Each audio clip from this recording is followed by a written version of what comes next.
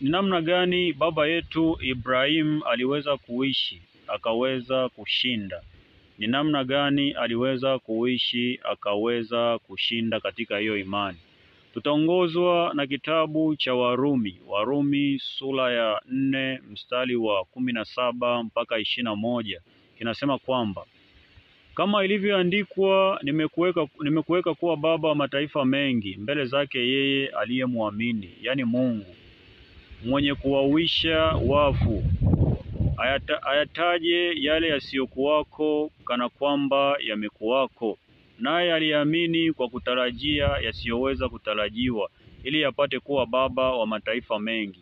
Kama ilivyonenwa, ndivyo utakavyokuwa uzao wako.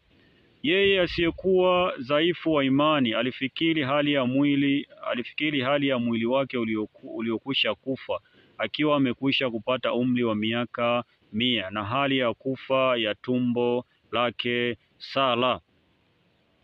Lakini akiona ahadi ya Mungu hakusita kwa kutokuamini, bali alitiwa nguvu kwa imani, akimtukuza Mungu, huku akijua hakika ya kuwa Mungu aweza kufanya yale aliyoahidi. Bwana Yesu asifiwe. Tena